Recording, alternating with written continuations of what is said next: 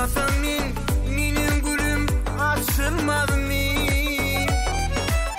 Oynayan yürek barışıma güller bizi duşurmaz mı? Her vakti öten istemal senden haber geçirmez mi? Kalbimdaki pek duyguymu lelem sana yetirmez mi? Bir günlük her yerde kertemde olsun yanımda.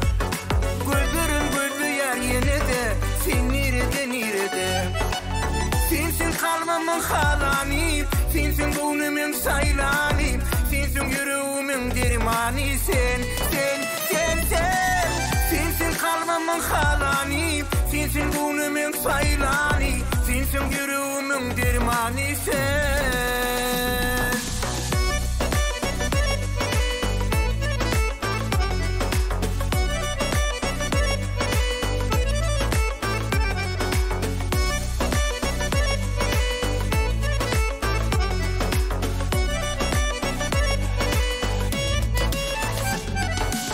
Yaşayarsın yüreğimde, tüyve dolun arzumda.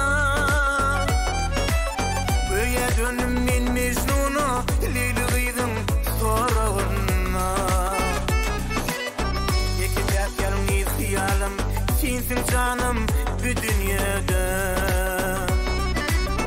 Sevdiğim ummanı dönür, gözlerimi salsam yada. Kertemde olsun yanımda. Gözlerin gözlü yer yine de sen nerede? Sensin kalbimın halanı, sensin gönlümün saylanı, sensin yüreğimin dermanı, sen. Sensin kalbimın halanı, sensin gönlümün saylanı, sensin yüreğimin dermanı, sen.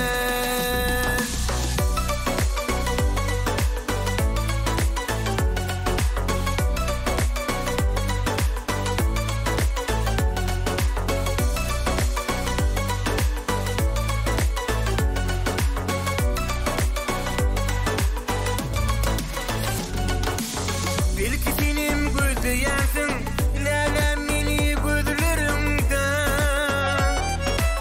Belki bana karışarsın bakta varyan yollarımda. Oğlum yetmez ellerime, taştan baka gözlerime. Vazgeçedim canım seni sayray dillerimde.